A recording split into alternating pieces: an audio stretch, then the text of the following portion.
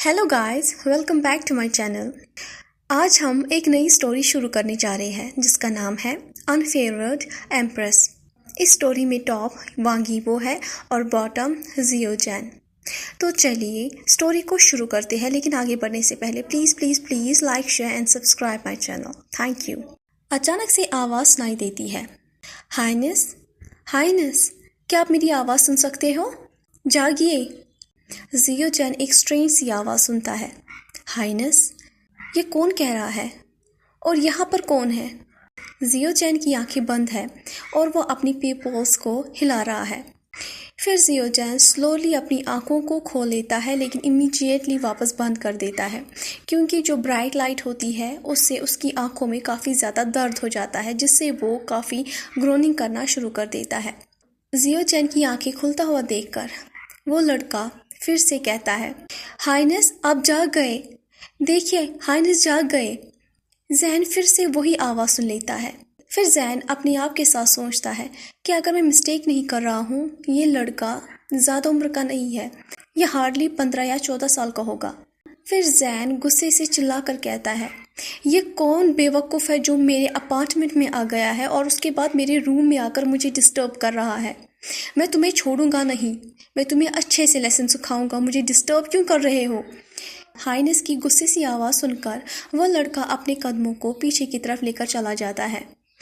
जैसे ही जैन कदमों की आवाज़ सुनता है, उसे पता चल जाता है कि वो लड़का उसके कमरे से चला गया। जैन के सर में काफ़ी ज़्यादा दर्द हो रहा है। जैन अपने आप के साथ सोच रहा है कि मुझे इतना दर्द क्यों हो रहा है। फिर जैन अपनी आंखें खोल लेता है और फिर अपने सराउंडेड हर एक चीज़ को देखता है। जैसे ही वो अपने बेडरूम को देखता है तो वो शॉक में आ जाता है। वो उसका बेडरूम नहीं होता है, ना ही उसका अपार्टमेंट होता है। वो किसी स्ट्रेंज जगह पे आ गया था। उस कमरे में जो भी चीज़ें थी उनको देखकर लग रहा था कि वो सारी चीज़ें काफ़ी ज़्यादा कीमती है। अगर जैन उन्हें बेच भी देगा तो वो रातों रात बिलीनियर बन सकता है। जैन अभी अपने कमरे को देख ही रहा था, तभी अचानक से कोई दरवाज़ा खोल लेता है और दो स्ट्रेंज पर्सन्स कमरे के अंदर चले आते हैं। उनका ड्रेस बिल्कुल ही स्ट्रेंज था और उनके लंबे लंबे बाल भी थे। हाइनेस, आप फाइनली जाग गए, ये तो काफ़ी ग्रेट न्यूज़ है, वो लड़का फिर से कहता है। उसकी आवाज़ सुनकर जियो जैन पहचान जाता है कि ये लड़का अभी यहीं पर था। ये वही लड़का है जो थोड़ी देर पहले शोर कर रहा था। लेकिन उनकी तरफ देखकर जैन कंफ्यूज हो जाता है। फिर जैन सोचने लगता है, ये शायद किसी एंशिएंट चाइनीज़ मूवी के एक्टर्स हैं। लेकिन इन्होंने तो मुझसे कहा नहीं कि मुझे भी इसमें पार्ट लेना है और ना ही मेरी परमिशन लेनी। हाउ डेयर, इन लोगों ने मुझे किडनैप कैसे किया और मुझे यहाँ एक स्ट्रेंज जगह पर लाकर रख दिया? इन लोगों ने तो मुझे पूछा भी नहीं। जैन के सर में काफ़ी ज़्यादा दर्द हो रहा था और उसकी बॉडी पूरी तरह से नम हो चुकी थी। फिर जैन कहने लगता है, यू बास्टर्ड, तुम लोगों की हिम्मत कैसे हुई मुझे किडनैप करने की? मैं तुम लोगों को सू कर दूंगा। जैन की वर्ड सुनकर वो छोटा सा लड़का परेशान हो जाता है। उस छोटे से लड़के के बगल में एक मिडिल एज का एक आदमी खड़ा होता है। वो भी जैन की बातें सुनकर काफ़ी ज़्यादा हैरान हो जाता है। वो दोनों कंफ्यूज हो जाते हैं कि हाइनेस किस बारे में बात कर रहे हैं। हाइनेस के मुंह से डांट सुनने के बाद वो लड़का रोना शुरू कर देता है। हालांकि उसने उस वक्त जियो जैन का हाथ पकड़ा हुआ था। जैन उस वक्त बेड के ऊपर ही लेटा हुआ था। वो काफ़ी ज़्यादा सरप्राइज हो जाता है उस लड़के के बिहेवियर से और फिर वो सोचता है कि कितना स्ट्रेंज एक्टर है। 1 मिनट पहले काफ़ी ज़्यादा खुश था और अगले ही सेकंड में अब ये रो रहा है। मुझे तो लगता है कि यहाँ पर सिर्फ मैं ही एक हूँ जिसको इस वक्त रोना चाहिए, क्योंकि मेरी हालत ही ऐसी है। इन लोगों ने मुझे किडनैप कर लिया है और मेरे रोने के बजाय ये लड़का रो रहा है। जैन अपनी बॉडी को मूव नहीं कर पा रहा था क्योंकि उसकी बॉडी पूरी तरह से नम हो चुकी है। फिर वो छोटा सा लड़का कहता है, यो हाइनेस, मुझे माफ़ करिए, ये मेरा फॉल्ट है। मैंने ही आपको अकेला छोड़ दिया जबकि आप इस वक्त इतनी वीक हो और आप प्रेग्नेंट हो। ये सब कुछ उस घटिया कंसोर्ट की वजह से हुआ है जिसने आपको लेक में पुश करके फेंक दिया था। ये सारा मेरा फॉल्ट है, मुझे आपको अकेला नहीं छोड़ना चाहिए। वो लड़का ये बोलता है और फिर उसके बाद और ज़्यादा रोना शुरू कर देता है। उस लड़के की बातें सुनकर जैन की आंखें वाइड हो जाती है। उसकी बातें सुनने के बाद जैन को पता चलता है कि उसकी बॉडी शायद इसीलिए पेन कर रही है क्योंकि इन लोगों ने उसे पानी में फेंका हुआ था, और जैसे ही वो पानी में चला गया उसके बाद वो बेहोश हो गया और इन लोगों ने उसे किडनैप कर दिया। लेकिन प्रेग्नेंट कौन है यहाँ पर? प्रेग्नेंट कौन है? फिर जैन कहता है, तुम हार्टलेस ह्यूमन बीइंग, तुम्हारी हिम्मत कैसी हुई मुझे इंसल्ट करने की? तुम लोग ने एक तो मुझे किडनैप कर लिया अपने एंशिएंट मूवी या व्हाटएवर सीरियल के लिए, तुम लोगों ने तो मुझसे पूछा भी नहीं, और प्रेग्नेंट? तुम लोग पागल हो क्या? मुझे लगता है बेटर होगा कि मैं यहाँ से चला जाऊँ, जैन ये चिल्ला कर कहता है और फिर अपने बेड से उठने की कोशिश करता है, लेकिन उसकी बॉडी में और ज़्यादा पेन हो जाता है। उसे ऐसा महसूस होता है कि उसकी जो बैक है उसे 2 हिस्से किए गए हैं। ये लोग काफ़ी ज़्यादा दूर चले गए हैं। इन लोगों ने मुझे, एक रेस्पेक्टेबल प्रिंसिपल मैन को प्रेग्नेंट बना दिया। इन लोगों को अगर अपने सीरियल के लिए एक प्रेग्नेंट एक्टर की ज़रूरत थी तो फिर इन्हें चाहिए था कि ये लोग किसी लड़की को किडनैप करके उसे प्रेग्नेंट बना देते, ना कि एक आदमी को। तभी वो छोटा सा लड़का इंपीरियल डॉक्टर से कहता है, प्लीज़ हाइनेस को चेक कीजिए, मुझे लगता है कुछ गड़बड़ है। वो लड़का काफ़ी ज़्यादा डर जाता है जियो जैन की बातें सुनकर। जैसे ही इंपीरियल डॉक्टर जैन के पास आता है, जैन प्रोटेस्ट करना चाह रहा था, लेकिन उससे पहले ही उस मिडिल एज्ड मैन ने जैन की जो वेस्ट है उस पर अपनी 2 फिंगर्स रख दी। ये देखकर जैन काफ़ी ज़्यादा सरप्राइज हो गया और उसे महसूस हो रहा था कि उसके अंदर एक स्ट्रेंज सी एनर्जी आ रही है। जैसे ही उस मिडिल एज्ड आदमी ने जैन को टच किया, जैन काफ़ी ज़्यादा नर्वस हो गया। फिर वो सोचने लगता है, ये कैसे लोग हैं जिन्होंने मुझे किडनैप किया हुआ है? मुझे ऐसा क्यों लग रहा है ये सब कुछ एक्टिंग नहीं है बल्कि ये रियल है। तभी वो इंपीरियल डॉक्टर कहता है, योर हाइनेस इस वक्त ठीक है और उनका बेबी भी ठीक है, इन्हें एमनीशिया हुआ है। जैसे ही ये पानी में गिरे तो सबसे पहले इनके सर में चोट आ गई है। ये बात सुनते ही जैन सबसे पहले अपना हाथ अपने स्टमक पे रखता है और वो सरप्राइज हो जाता है जब वो महसूस करता है कि उसका जो स्टमक है वो थोड़ा बहुत फूला हुआ है। फिर जैन सोचने लगता है, अगर मैं मिस्टेक नहीं कर रहा हूँ तो ये सब कुछ सच है, ये लोग कोई भी एक्टिंग नहीं कर रहे हैं। फिर जैन कहता है, एक्सक्यूज़ मी गाइस, हम कहाँ हैं? जैन की बातें सुनकर वो छोटा सा लड़का सरप्राइज हो जाता है। फिर वो कहता है, हाइनेस, क्या आप श्योर हो कि आपको नहीं पता कि हम लोग इस वक्त कहाँ पर हैं? तो जैन कहता है, हाँ मुझे नहीं पता। तो वो लड़का स्माइल के साथ जैन की तरफ देखता है, फिर कहता है, हाइनेस, आप इस वक्त लोटस पैलेस में हैं जहाँ पर एम्प्रेस रहती है। आप स्टेट की एम्प्रेस है और इस वक्त आप प्रेग्नेंट हो हमारे किंग के बच्चे से। वो छोटा सा बच्चा ये प्राउडली कहता है।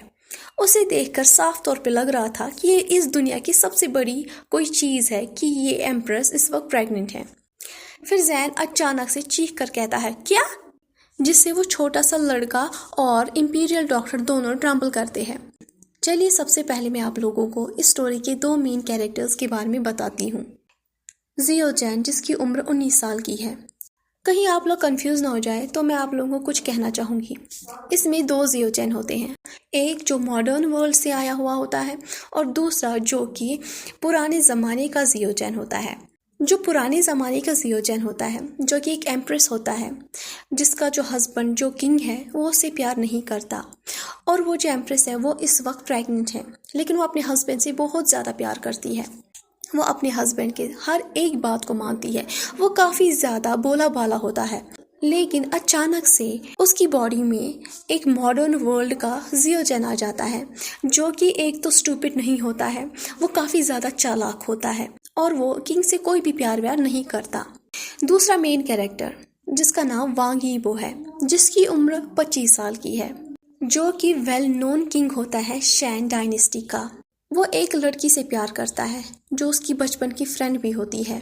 वो हमेशा से चाहता था कि वो उसे अपनी एम्प्रेस बनाए, लेकिन किस्मत में कुछ और ही मंजूर था। उसकी शादी किसी और के साथ कर दी जाती है और इसी वजह से वो अपनी वाइफ यानी कि अपनी एम्प्रेस से काफ़ी ज़्यादा नाराज़ होता है, उससे नफरत करता है, और जो कुछ भी उसकी लाइफ में बुरा होता है तो वो सारा ब्लेम अपनी वाइफ एम्प्रेस पे ही डाल देता है। जियो चैन को अच्छे से याद है लास्ट नाइट जब वो सोया तो वो अपने बेडरूम में था, लेकिन जब वो अपनी आंखें खोलता है तो वो एक स्ट्रेंज प्लेस पे होता है। उसे कुछ भी समझ में नहीं आता कि वो वहाँ कैसे पहुँचा और ये जगह कौन सी है। वो टोटली कंफ्यूज्ड है। उसकी बॉडी अभी भी नम है, वो अपनी बॉडी को बिल्कुल भी हिला नहीं सकता। इंपीरियल डॉक्टर हाइनेस के सामने खड़े हैं, अपना सर झुकाए हुए। फिर वो कहता है, हाइनेस, मैं यहाँ से जाने की इजाज़त चाहता हूँ। फिर वो निंग से कहता है, निंग, मैंने जो मेडिसिन प्रिपेयर किया है याद से हाइनेस को वो खिला देना। ये कहते ही इंपीरियल डॉक्टर वहाँ से चले जाते हैं, लेकिन जियो चैन अभी भी कंफ्यूज्ड है। उसे बस एक ही चीज़ पता चली, वो ये है कि उस छोटे से लड़के का नाम निंग है। फिर जियो चैन उस छोटे से लड़के से कहता है, तुम कौन हो? वो छोटा सा लड़का जो जियो चैन के बेड के बगल में खड़ा था, जिसका नाम निंग है। ये बात सुनने के बाद वो काफ़ी ज़्यादा उदास हो जाता है कि उसकी हाइनेस ने उससे क्या सवाल पूछा। उसे पता चल गया उसकी जो हाइनेस है उसे कुछ भी याद नहीं है और वो उसे पहचान नहीं पा रही। फिर वो कॉन्फिडेंट होकर हाइनेस से कहता है, मैं आपका सर्वेंट हूँ, मैं आपको हर दिन सर्व करता हूँ। मैं इस पैलेस में 4 महीने पहले आया हुआ हूँ। निंग स्माइल के साथ कहता है, वो अपने मास्टर को अच्छे से जानता है। उसे पता है उसके जो मास्टर है वो उसे कभी भी नहीं भूल सकता है। ये उसी का फॉल्ट है, क्योंकि अगर वो मास्टर के साथ होते तो मास्टर के साथ इतना बड़ा एक्सीडेंट नहीं होता। फिर वो कहता है, हाइनेस, मेरा नाम निंग है, मैं आपका ट्रस्टेड सर्वेंट हूँ। मैं यहाँ पर सिर्फ आप ही के लिए हूँ। जब से आप यहाँ पर आए हैं तब से ही मैं आपको सर्व कर रहा हूँ। निंग ये प्राउडली कहता है। जियो चैन निंग की तरफ देख रहा था। वो निंग की तरफ देखकर सोचता है कि ये कितना क्यूट है और लवेबल है, और साथ ही साथ इसकी आंखों से साफ तौर पे पता चलता है कि ये कितना इनोसेंट है। जिस हिसाब से निंग उसके साथ बात कर रहा था और जियो चैन की तरफ देख रहा था, जियो चैन को वो काफ़ी ज़्यादा अच्छा लगा। जियो चैन ट्राई करता है कि वो निंग की बातें अंडरस्टैंड करे। फिर वो निंग से कहता है, निंग, क्या तुम मेरी हेल्प कर सकते हो मुझे बैठने में? जियो चैन की बात सुनकर निंग अपना सर नॉड करता है और फिर वो जियो चैन की हेल्प करता है उसे बैठने में। बैठते ही सबसे पहले जियो चैन अपने स्टमक की तरफ देखता है। उसे देखकर उसे रियलाइज़ हो जाता है कि वो सच में प्रेग्नेंट है और ये जो कुछ भी स्टोरी है प्रेगनेंसी की वो सच है। जियो चैन अपने डीप थॉट्स में था। जियो चैन सोच रहा है कि मैं यहाँ पर कैसे आया, मेरे साथ क्या हुआ। लास्ट नाइट जब मैं अपने घर में सो रहा था और आज सुबह जैसे ही मैंने आँख खोली तो मैं प्रेग्नेंट कैसे हो गया। जियो चैन के दिमाग में काफ़ी सारे सवाल हैं और वह अपने डीप थॉट्स में ही था। तभी निंग उनसे कहता है, आप ठीक हैं हाइनेस? निंग की आवाज़ सुनकर जियो चैन उसकी तरफ देखता है और फिर स्माइल करता है। फिर कहता है, निंग, मुझे तुमसे कुछ पूछना है, क्या तुम मेरे क्लोज आ सकते हो? हाँ, यहाँ पर, यहाँ बैठो। निंग फिर जैन के क्लोज आता है। जैन कहता है, तुम्हारे कहने के हिसाब से मैं यहाँ पर एम्प्रेस हूँ, राइट? तो निंग कहता है, यस हाइनेस, आप यहाँ की सबसे ब्यूटीफुल एम्प्रेस हो, हमारे स्टेट की। निंग की कॉम्प्लीमेंट सुनकर जैन ब्लश हो जाता है। फिर वो सोचने लगता है, ये निंग कितना क्यूट है, कितना स्वीट है, इसकी टंग भी बहुत स्वीट है और काफ़ी लवेबल है। अगर ये मॉडर्न वर्ल्ड में होता तो ये ज़रूर एक फेमस डांसर होता, लेकिन क्या करूं, ये बेचारा इस वर्ल्ड में है तो इस वक्त ये सिर्फ और सिर्फ स्वीट ही है। फिर जैन निंग से एक और सवाल पूछता है, ठीक है, तो फिर किंग कहाँ पर है? अगर मैं इतना सीरियस इंजर्ड हूँ तो किंग को भी तो यहाँ आना चाहिए ना।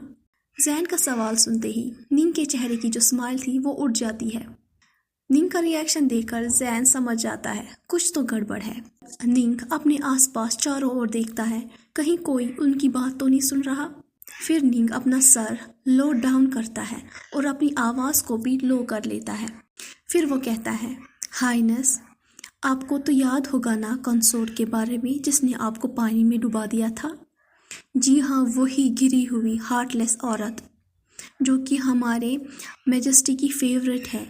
वो जो कुछ भी कहती है और करती है मैजेस्टी उनकी बात सुनते हैं। वो हमारे मैजेस्टी की फेवरेट है। आपको तो याद ही होगा, मैजेस्टी उनके साथ शादी करना चाहते थे, लेकिन वो किंग के खिलाफ नहीं जा पाए, इसलिए उन्होंने अपनी इस गर्लफ्रेंड को कंसोर्ट बना दिया।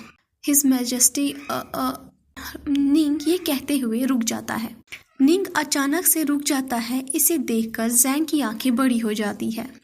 फिर वो कहता है, निंग क्या हुआ मैजेस्टी के साथ? जैन ये क्यूरियस होकर पूछता है। निंग के चेहरे पर क्लियरली दिखाई दे रहा है कि निंग कंफर्टेबल नहीं है कि वो कुछ भी कहे मैजेस्टी के बारे में, क्योंकि उसे पता है कि जियो चैन यानी कि उसकी जो हाइनेस है वो मैजेस्टी से बहुत ज़्यादा प्यार करता है। वो नहीं चाहता है कि वो हाइनेस को हर्ट करे, स्पेशली जबकि वो इस वक्त प्रेग्नेंट है। निंग की हाइनेस काफ़ी ज़्यादा गुड पर्सन है। वो हर एक के साथ अच्छे से ट्रीट करती है, हर एक के साथ अच्छे से बिहेव करती है, ना कि उस कंसोर्ट की तरह जो कि हर एक को तंग करती है और पनिश करती रहती है। वो हमेशा मैजेस्टी के सामने अच्छा बनने का नाटक करती है और वो हमेशा मैजेस्टी के साथ ऐसे रहती है जैसे कि कोई क्वीन हो। अगर इसे कोई भी देख ले तो वो समझ जाएगा कि यही क्वीन है। फिर निंग जियो चैन को जवाब में कहता है, हाइनेस, हिज मैजेस्टी इस वक्त अपने फादर के पैलेस पे है। उन्होंने कहा है जब तक उनकी जो कंसोर्ट है उससे जेल से रिहा ना कर दिया जाए तब तक वो वहाँ से नहीं जाएंगे। उन्हें लगता है उनकी जो कंसोर्ट है वो इनोसेंट है और आपने ही उन्हें इस प्रॉब्लम में फंसाया है। आप नाटक कर रही हो। ये सुनकर जियो चैन स्माइल करता है। जियो चैन को पता चल गया है कि वो एक फ़नी से वर्ल्ड में आ गया है। जिस औरत के अंदर वो आया हुआ है वो अपने किंग की अनफेवरेट है, और वो जो आदमी है जो कि किंग है वो एक तो इडियट है और धोखेबाज है। किंग ने अपना घर छोड़ दिया है क्योंकि वो अपनी कंसोर्ट को जेल से रिहा करवाना चाहता है, और उसने अपनी वाइफ जियो चैन पर ब्लेम किया हुआ है कि ये सब कुछ जियो चैन ने किया है और फिर उसकी कंसोर्ट पर फ्रेम कर रही है। जियो चैन काफ़ी वाइडली स्माइल करता है, जिसे देखकर निंग सरप्राइज हो जाता है। निंग अपने हाइनेस के बारे में अच्छे से जानता है कि उसकी हाइनेस कब रोती है, और जब वो रोती है तो वो धीरे धीरे ही सोप करती है, जबकि उसके किंग को ऐसा लगता है कि उसकी जो हाइनेस है वो स्माइल कर रही है। जियो चैन को स्माइल करते हुए देखकर निंग को लगता है जियो चैन के सर पे जो चोट लगी है उससे जियो चैन का बिहेवियर चेंज हो गया है।